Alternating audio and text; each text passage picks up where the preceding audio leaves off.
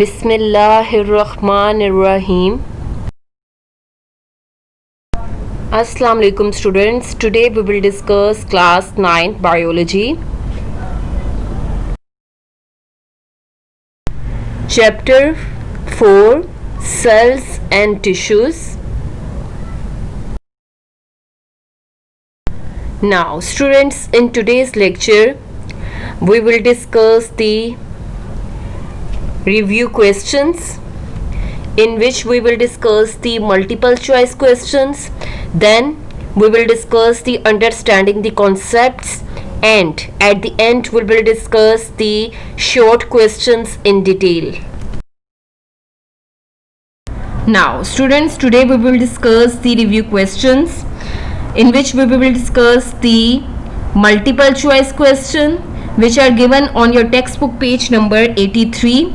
So the first MCQ is, which of these clues would tell you whether a cell is prokaryotic or eukaryotic? So the options are: A option, the presence or absence of a cell wall; B option, whether or not the cell is partitioned by internal membrane; C option, the presence or absence of ribosomes; then D option, whether or not the cell contains DNA. So the correct answer of this MCQ is B option, whether or not the cell is partitioned by internal membrane. Because students, जो prokaryotic और eukaryotic cells हैं दोनों में cell wall present होती है. Then आपके जो prokaryotic और यूकैरियोटिक सेल्स हैं उन दोनों में राइबोसोम्स भी प्रेजेंट होते हैं, जस्ट उनके साइज का डिफरेंस होता है. देन आपके प्रोकैरियोटिक और यूकैरियोटिक सेल दोनों में डीएनए भी प्रेजेंट होता है. बट जो आपके प्रोकैरियोटिक सेल्स हैं उनमें इंटरनल मेम्ब्रेन एब्सेंट होती है. इट मीन्स के उसमें मेम्ब्रेन बाउंडेड ऑर्गेनेलिज एब्सेंट होते हैं. वाइल जो यूकैरियोटिक सेल है उनका जो इंटरनली है वो पार्टीशनड होती है by internal membranes. It means कि उनमें क्या प्रेजेंट होते हैं, मेम्ब्रेन बाउंडेड ऑर्गेनेलिज प्रेजेंट होते हैं. यूकैरियोटिक में, प्रोकैरियोटिक सेल्स में एब्सेंट होते हैं. So the correct answer of this MCQ is b option. Now students, we will discuss the remaining multiple choice questions. So students, second MCQ is, there are dash micrometer in 1 millimeter. It means के एक micrometer में कितने millimetre होते हैं. So the options are: A option 10, B option 100, C option 1000 or D option 1/1000. So the correct answer of this MCQ is C option 1000. It means के एक millimetre में 1000 micrometre होते हैं. Then students, third MCQ is, the plasma membrane does all of these except dash. So the options are: A option contains the hereditary material, B option act as a boundary or border for the cytoplasm, then C option regulates passage of material in and out of the cell, then D option functions in the recognition of cell. So the correct answer of this MCQ is A option contains the hereditary material. It means के जो plasma membrane है उनका जो है जो function है वो कौन सा फंक्शन ऐसा है जो कि वो परफॉर्म नहीं करते. लाइक स्टूडेंट्स, जो ए ऑप्शन है इसमें उन्होंने बताया हुआ है कि contains the hereditary material. It means कि प्लाज्मा मेम्ब्रेन के अंदर हेरिडिटरी मटेरियल होता है. सो स्टूडेंट्स, ये रॉन्ग है क्योंकि प्लाज्मा मेम्ब्रेन के अंदर हेरिडिटरी मटेरियल नहीं होता. वाइल जो न्यूक्लियस होता है उसके अंदर हेरिडिटरी मटेरियल होता है.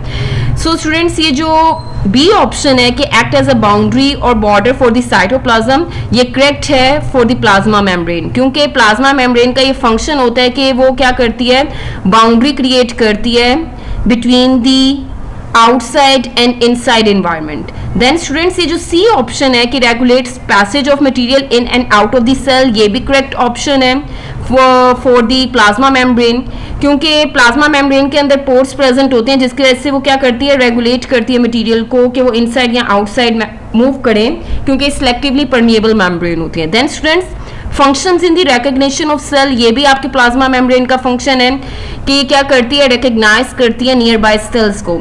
सो स्टूडेंट्स, वो एक फंक्शन ऐसा है जो कि प्लाज्मा मेम्ब्रेन नहीं करती, और वो क्या है कि इनके अंदर क्या प्रेजेंट होता है, हेरिडिटरी मटेरियल प्रेजेंट होता है. सो the correct answer of this MCQ is A option, contains the hereditary material. Now, students, we will discuss the remaining multiple choice questions. So, students, fourth MCQ is which of these materials is not a component of the plasma membrane? So, the options are A option lipids, B option carbohydrates, C option proteins, or D option DNA. So the correct answer of this MCQ is D option DNA.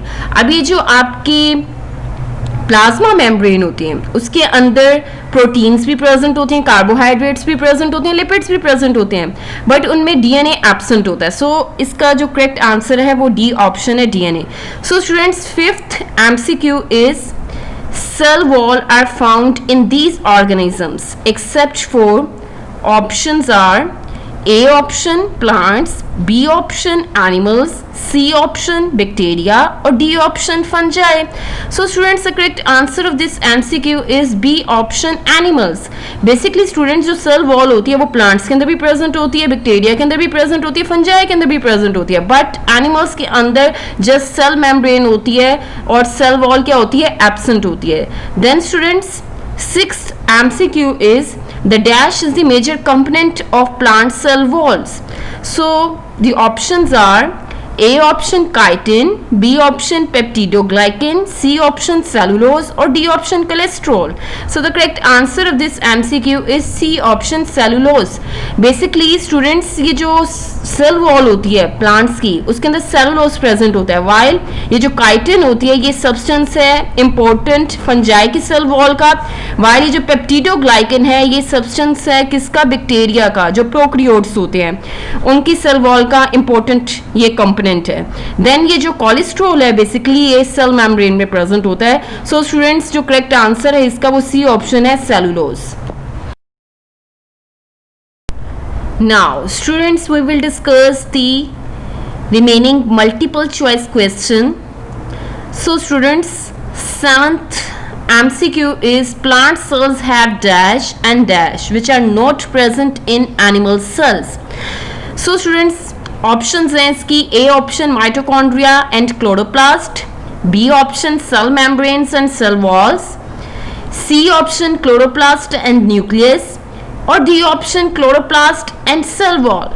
So the correct answer of this MCQ is D option chloroplast and cell wall. Basically students, आपके जो animal cells होते हैं उनके अंदर mitochondria तो present होता है but chloroplast absent होता है, सो ये ऑप्शन नहीं है. देन जो बी ऑप्शन है, आपके जो एनिमल सेल्स होती हैं उनमें सेल मेम्ब्रेन प्रेजेंट होती है, वाइल प्लांट सेल्स के अंदर सेल मेम्ब्रेन एब्सेंट होती है. देन स्टूडेंट्स, ये जो सेल वॉल होती है ये प्लांट सेल्स में प्रेजेंट होती है और एनिमल सेल्स में एब्सेंट होती है. देन स्टूडेंट्स, ये जो क्लोरोप्लास्ट है, क्लोरोप्लास्ट आपका जस्ट प्लांट सेल्स में प्रेजेंट होता है, एनिमल सेल्स में एब्सेंट होता है, वाइल जो न्यूक्लियस होता है वो plant cell and animal cells दोनों में प्रेजेंट होता है.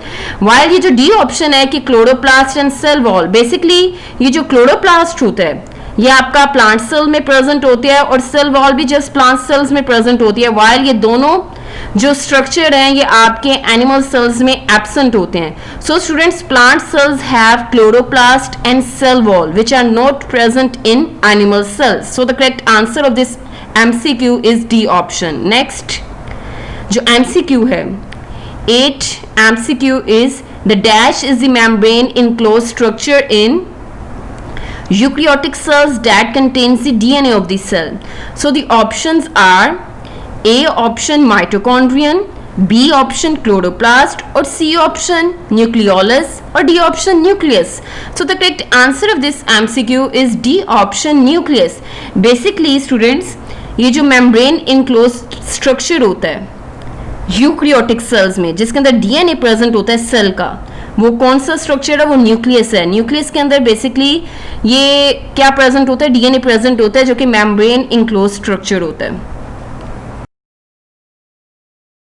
Now students, we will discuss the remaining multiple choice question. So students, Ninth MCQ is ribosomes are constructed in the dash. So the options are A option endoplasmic reticulum, B option nucleate, C option nucleolus or D option nuclear pore. So the correct answer of this MCQ is C option nucleolus. Basically जो ribosomes होते हैं वो कहाँ पे construction होती है, उनकी nucleolus में होती है, जो कि डार्क स्पॉट होता है न्यूक्लियस के अंदर. वाली जो एंडोप्लाज्मिक रेटिकुलम है ये ऑर्गेनेली है जिसके अंदर प्रोटीन की सिंथेसिस और जो लिपिड मेटाबॉलिज्म का प्रोसेस होता है वो इसमें ये हेल्प आउट करता है.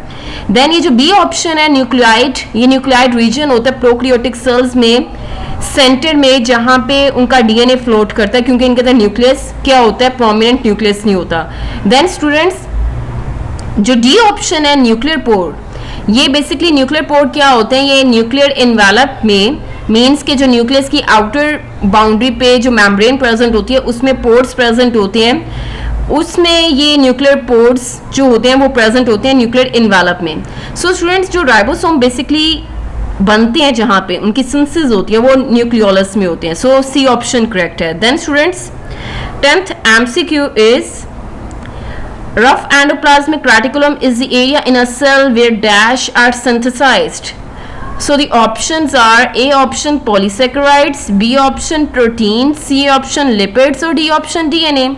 So students the correct answer of this MCQ is B option proteins. Basically जो रफ एंडोप्लाज्मिक रेटिकुलम है ये वो एरिया है सेल के अंदर, वो ऑर्गेनेली है जहां पे किस चीज की सिंथेसिस होती है, प्रोटीन्स की सिंथेसिस होती है. ठीक है, सो इसका जो करेक्ट आंसर है वो प्रोटीन्स आएगा, b option. Now students we will discuss the remaining multiple choice question. So students 11th MCQ is smooth endoplasmic reticulum is the area in a cell where dash are synthesized. So the options are A option polysaccharides, B option proteins, C option lipids or D option DNA. So the correct answer of this MCQ is lipid. Basically smooth endoplasmic reticulum वो area है cell में जहाँ पे lipid की synthesis होती है. While ये जो पॉलीसैकेराइड्स हैं ये कार्बोहाइड्रेट्स होते हैं, प्रोटीन्स की सिंथेसिस के लिए आपका रफ एंडोप्लाज्मिक रेटिकुलम है. और जो डीएनए होता है बेसिकली ये कहाँ पे प्रेजेंट होता है, आपके जो न्यूक्लियस होता है, न्यूक्लियस के अंदर डीएनए प्रेजेंट होता है उसके न्यूक्लियोप्लाज्म में. सो इसका जो करेक्ट आंसर है वो सी है, lipids. Then students 12th MCQ is the mitochondrial functions in dash. So the options are A option lipid storage, B option protein synthesis, C option photosynthesis or D option cellular respiration. So the correct answer of this MCQ is D option cellular respiration. Basically जो mitochondrial organelle है ये cellular respiration में help करता है, while जो lipid storage का function होता है ये ल्यूकोप्लास्ट का होता है जो कि प्लास्टिड्स की टाइप है. देन ये जो प्रोटीन सिंथेसिस का फंक्शन है ये रफ एंडोप्लाज्मिक रेटिकुलम का है. देन ये जो फोटोसिंथेसिस में हेल्प करता है ऑर्गेनेली वो कौन सा है, क्लोरोप्लास्ट है जो कि प्लास्टिड्स की टाइप है. Then students 13th MCQ is the thin extensions of the inner mitochondrial membrane are known as dash. So the options are A option cristae, B option matrix, C option thylakoids or D option stroma. So the correct answer of this MCQ is A option cristae. Basically students ये जो inner mitochondrial membrane होती हैं उनकी जो thin extension होती है inner mitochondrial membrane से उनको हम क्या कहते हैं, क्रिस्टाई कहते हैं. वाइल जो मैट्रिक्स होता है ये इनका फ्लूइड होता है माइटोकॉन्ड्रिया के अंदर. वाइल ये जो थाइलाकोइड होती हैं ये क्लोरोप्लास्ट के अंदर जो इनर मेम्ब्रेन है वो फोल्डिंग स्ट्रक्चर बनाती हैं, थाइलाकोइड्स सैक लाइक स्ट्रक्चर बनाती हैं जिनको थाइलाकोइड्स कहते हैं. वाइल ये जो डी ऑप्शन है स्ट्रोमा, स्ट्रोमा ये लिक्विड होता है, किसके अंदर प्रेजेंट होता है, क्लोरोप्लास्ट के अंदर प्रेजेंट होता है. सो स्टूडेंट्स जो करेक्ट आंसर है जो इनर माइटोकॉन्ड्रियल मेम्ब्रेन एक्सटेंशन बनाती हैं वो क्या है, ए ऑप्शन क्रिस्टाई. Now students we will discuss the remaining multiple choice question. So students 14th MCQ is the chloroplast functions in dash. So the options are A option ATP synthesis, B option protein synthesis, Then students, C option photosynthesis or D option DNA replication. So the correct answer of this MCQ is C option photosynthesis. Basically जो chloroplast होता है उसके अंदर chlorophyll present होते हैं जो कि photosynthesis में हेल्प आउट करता है. वाइल स्टूडेंट्स, ये जो ATP है, ATP की सिंथेसिस किसके थ्रू होती है? माइटोकॉन्ड्रिया के थ्रू होती है, जो कि एनर्जी प्रोडक्शन सेंटर है. देन ये जो प्रोटीन सिंथेसिस है, ये आपका जो राइबोसोम ऑर्गेनेली है वो प्रोटीन को सिंथेसाइज करता है. और ऑफ एंडोप्लाज्मिक रेटिकुलम भी प्रोटीन सिंथेसिस में हेल्प आउट करता है क्योंकि उसके साथ क्या अटैच होते हैं? राइबोसोम्स अटैच होते हैं. देन स्टूडेंट्स, ये जो डीएनए रेप्लिकेशन है जिसमें डीएनए कॉपी बनाता है, ये भी क्लोरोप्लास्ट का फंक्शन नहीं है. सो स्टूडेंट्स, का जो करेक्ट आंसर है वो है c option photosynthesis. Then students, 15th MCQ है, which of these cellular organelles have their own DNA?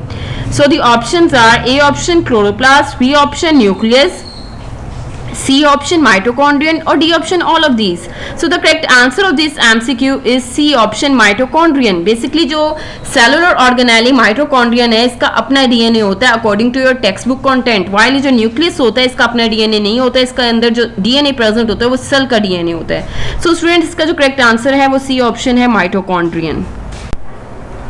Now students, we will discuss the understanding the concepts which are given on your textbook page number 84. So students, first question है explain the functions of cell membrane. So students, इसका answer है given textbook page number 57 and 59 पे. So students, आपने cell membrane के function explain करने हैं just, जिसमें आपने ये बताना है कि सेमी परमिएबल बैरियर है, कुछ मॉलिक्यूल्स को अलाउ करते हैं इनसाइड और आउटसाइड मूव करने में. देन ये इंटरनल कंपोजिशन जो होती है सेल की उसको मेंटेन करता है. देन इसका जो वाइटल रोल है कि वो क्या है कि ये सेल जो है केमिकल मैसेजेस जो होते हैं उनको सेंस करता है और आइडेंटिफाई करता है नियर बाय सेल्स को. सो स्टूडेंट्स, इसमें मजीद इम्प्रूवमेंट के लिए आपने वीडियो लेक्चर को कंसल्ट करना है. देन स्टूडेंट्स, सेकेंड क्वेश्चन है describe the structure of cell wall. Cell wall का स्ट्रक्चर एक्सप्लेन करना है. स्टूडेंट्स, इसका आंसर है given text book page number 57 पे. अब स्टूडेंट्स, इसकी जो सेल वॉल होती है, अब इसकी जो सेल वॉल का स्ट्रक्चर है उसमें आपने बताना है इसमें प्राइमरी वॉल होती है, सेकेंडरी वॉल होती है.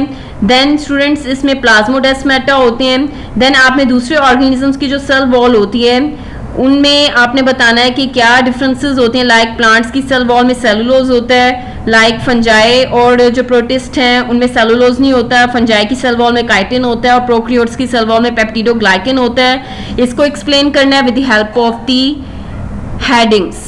हेडिंग्स के तौर पे आपने सारे पॉइंट्स बना के क्या करना है, इसको एक्सप्लेन करना है. देन इसमें मजीद इंप्रूवमेंट के लिए आपने वीडियो लेक्चर को कंसल्ट करना है. देन स्टूडेंट्स, थर्ड क्वेश्चन है discuss nucleus structure and function. Nucleus का स्ट्रक्चर भी एक्सप्लेन करना है, फंक्शन भी एक्सप्लेन करना है. सो स्टूडेंट, इसका आंसर है given text book page number 60 till 61 पे.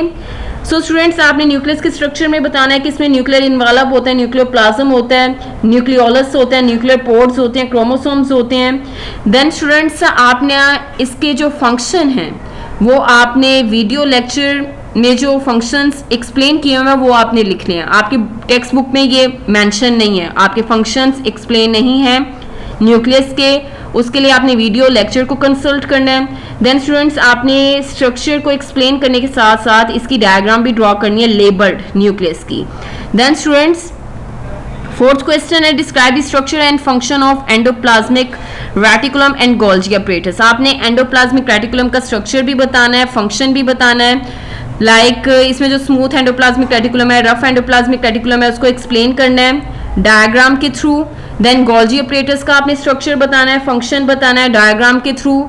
सो स्टूडेंट्स, इसमें मजीद इंप्रूवमेंट के लिए आपने वीडियो लेक्चर को कंसल्ट करना है. देन स्टूडेंट्स, इसका जो आंसर है वो गिवन है आपका text book page number 63 till 64 पे. देन स्टूडेंट्स, फिफ्थ क्वेश्चन है describe the formation and function of lysosomes. So students, lysosome के आपने फॉर्मेशन और फंक्शन बतानी है जस्ट. तो स्टूडेंट्स, इसका जो आंसर है वो गिवन है text book page number 64 and 65 में. आपने बताना है कि लाइजोसोम के अंदर डाइजेस्टिव एंजाइम्स प्रेजेंट होते हैं जो कि फूड की ब्रेकडाउन में हेल्प करते हैं और वेस्ट मटेरियल की भी ब्रेकडाउन में हेल्प करते हैं. देन जो ड्यूरिंग फंक्शन होते हैं लाइजोसोम फ्यूज करते हैं वैक्यूल के साथ और इसमें जो टारगेटेड मटेरियल होता है उसकी ब्रेकडाउन होती है with the help of enzymes. So students, इसका जो फंक्शन है और इसकी जो फॉर्मेशन है वो आपने डायग्राम के थ्रू एक्सप्लेन करनी है. सो स्टूडेंट्स, आपने इसमें मजीद इम्प्रूवमेंट के लिए आपने वीडियो लेक्चर को कंसल्ट करना है. Now, students, we will discuss the remaining understanding the concepts. So, students, sixth question है, explain what would happen when a plant and an animal cell is placed in a hypertonic solution. It means कि plant और animal cell को जब आप hypertonic solution में रखोगे, ऐसा solution जिसमें कंसंट्रेशन जो होती है सल्यूट की ज़्यादा होती है, तो देन क्या होगा. सो स्टूडेंट्स, आपने इसका आंसर कैसे लिखना है, like animal cell in a hypertonic solution. फिर आप एक्सप्लेन करोगे, similarly an animal cell placed in a hypertonic solution will lose water and will shrink. So students, then आपने क्या करना है, उसकी डायग्राम ड्रॉ करनी है कि हाइपरटोनिक सोल्यूशन में अगर आप एनिमल सेल रखोगे तो देन वो क्या हो जाएगा, वो श्रिंक हो जाएगा, क्योंकि क्या करेगा, वाटर लूज करेगा. Now, students, we will discuss the next part of the sixth question. So, it means कि plant cell को अगर hypertonic solution में रखोगे तो then what will happen? वो आपने explain करना है. In a hypertonic environment, a plant cell loses water and cytoplasm shrinks. The shrinking of cytoplasm is called plasmolysis. So students, then आपने इसकी डायग्राम ड्रॉ करनी है कि हाइपरटोनिक सोल्यूशन में जो प्लांट सेल है वो श्रिंक कर जाता है, इसका जो साइटोप्लाज्म है वो श्रिंक कर जाता है क्योंकि वाटर लूज कर लेता है.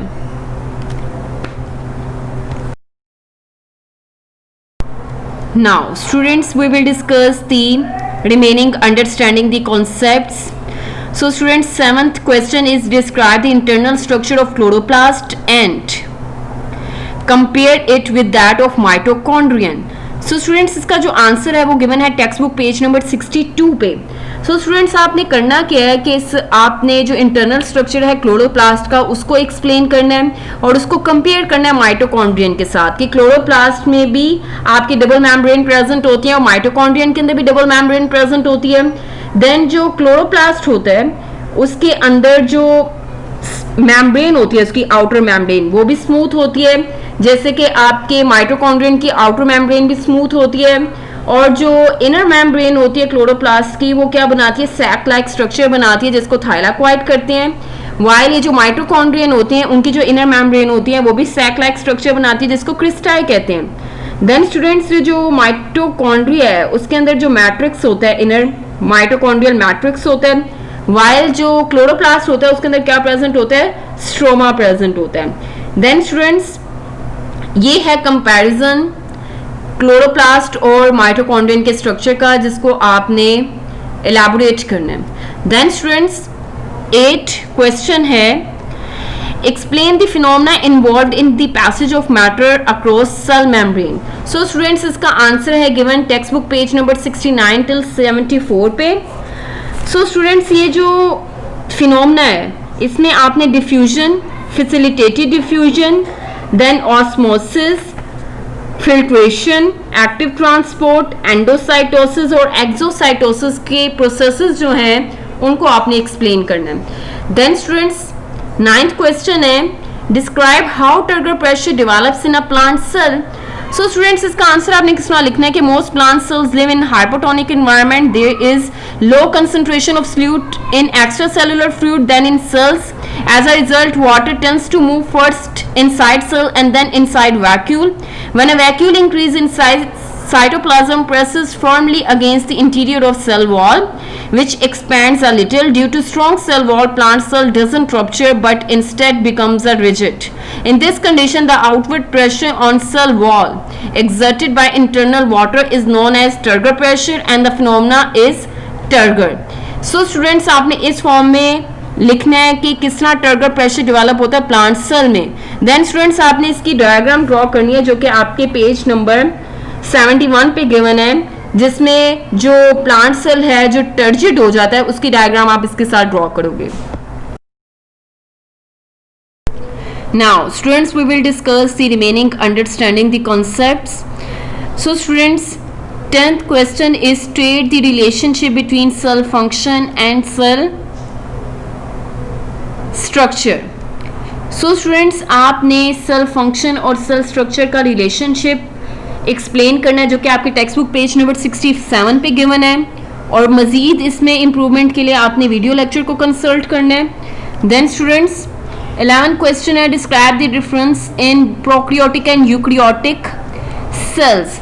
सो स्टूडेंट्स इसका आंसर है given text book page number 66 पे। देन स्टूडेंट्स आपने इसमें जो हेडिंग्स देनी है उसके लिए आपने वीडियो लेक्चर को फॉलो करना है। जिसने आपको वीडियो लेक्चर में इनके दरमियान में डिफरेंसेस एक्सप्लेन किए हैं, जस्ट आपने वैसे ही डिफरेंसेस लिखने हैं। लाइक न्यूक्लियस को पहले एक्सप्लेन करना है, देन अदर ऑर्गेनालिस को, जिसमें आपने राइबोसोम को भी एक्सप्लेन करना है, साइज एक्सप्लेन करना है, देन सेल वॉल में डिफरेंस एक्सप्लेन करना है। देन स्टूडेंट्स 12 क्वेश्चन है, explain how surface area to volume ratio limits cell size. So students इसका आंसर है given text book page number 68 till 69 पे। देन स्टूडेंट्स इसमें आपने जो हेडिंग्स देनी है उसके लिए आपने वीडियो लेक्चर को फॉलो करना है। Now students we will discuss the remaining understanding the concepts. So students 13th question is describe the major animal tissues in terms of their cell specificities, locations and functions। so students आपने animal tissues को detail में study करना है और उसको किस तरह right करना है, मीन्स के आपने एपिथेलियल टिश्यूज़ को एक्सप्लेन करना है, उसकी टाइप्स एक्सप्लेन करनी है, देन डायग्राम्स ड्रॉ करनी है, फिर आपने कनेक्टिव टिश्यूज़ और उसकी डायग्राम्स ड्रॉ करनी है, मसल टिश्यूज़ और उसकी डायग्राम्स ड्रॉ करनी है, और देन नर्वस टिश्यू और उसकी डायग्राम्स ड्रॉ करनी है। सो स्टूडेंट्स इस तरह आपने स्टेप वाइज आपने सारे टिश्यूज़ एनिमल टिश्यूज़ को एक्सप्लेन करना है, और इसमें मज़ीद इंप्रूवमेंट के लिए हेडिंग्स के लिए आपने वीडियो लेक्चर को फॉलो करना है। देन स्टूडेंट्स इसका आंसर जो है वो गिवन है text book page number 74 till 77 पे। देन 14th क्वेश्चन क्या है, describe the major plant tissues in terms of their cell specificities, locations and functions. So students same आपने प्लांट टिश्यूज को भी एक्सप्लेन करना है, लाइक सिंपल टिश्यूज और उसकी टाइप्स जो हैं, देन कंपाउंड टिश्यूज और उसकी टाइप्स हैं उसको एक्सप्लेन करना है। सो देन आपने इसमें जो डायग्राम्स हैं वो ड्रॉ करनी है, हर टिश्यूज़ को एक्सप्लेन करने के बाद उसकी डायग्राम ड्रॉ करनी है, और इसमें मज़ीद इंप्रूवमेंट के लिए आपने वीडियो लेक्चर को फॉलो करना है, और जिस तरह वहाँ पे हेडिंग्स दी हुई हैं सेम आपने इस क्वेश्चन में भी हेडिंग्स देनी है। देन स्टूडेंट्स इसका जो आंसर है वो गिवन है text book page number 78 till 82 पे। Now students we will discuss the short questions which are given on your textbook page number 84. So students first question is state the cell theory. Then students इसका answer आपने किस तरह लिखना है, cell theory in its modern form includes the following principles. So students first principle है all organisms are composed of one or more cells. Then second principle है cells are the smallest living things, the basic unit of organization of all organisms. Then cells arise only by divisions in previously existing cells. Then students second question है what are the functions of leucoplast and chromoplast। So students इसका answer है functions of chromoplast आपने पहले explain करने हैं। Their function is to give color of these parts and thus help in pollination and dispersal of fruits. Then leucoplast का function है, like leucoplast क्या function perform कर रहा है, they store starch, proteins and lipids, they are present in the cells of those parts where food is stored. So students आपने इन questions का answer जो है वो इस तरह लिखना है। Now students we will discuss the remaining short questions. So students third question is differentiate between diffusion and facilitated diffusion. So students इसका आंसर आपने किस तरह लिखना है, like students आपने diffusion और facilitated diffusion को क्या करना है, डिफ्रेंशिएट उनमें करना है। Like diffusion is the movement of molecules from an area of higher concentration to the area of lower concentration that is along concentration gradient. While अगर मैं इसका कंट्रास्ट करूं फैसिलिटेटेड डिफ्यूजन के साथ, when a transport protein moves a substance from higher to lower concentration the process is called facilitated diffusion. Then students इसका जो second difference है वो क्या है, the rate of diffusion is lower than facilitated diffusion, और facilitated diffusion में क्या है, the rate of facilitated diffusion is higher than simple diffusion. Now, students, we will discuss the remaining short questions. So students, fourth question is, what do you mean by hypertonic and hypotonic solution? So students, इसका answer कैसे लिखना है आपने? Hypertonic solution क्या है? Hypertonic solution has relatively more fluid. Hypotonic solution क्या है? A hypotonic solution has relatively less fluid. So students, in today's lecture we have discussed the review questions, in which we have discussed the MCQs, multiple choice question, then we have discussed the understanding the concepts, and at the end we have discussed the short questions in detail.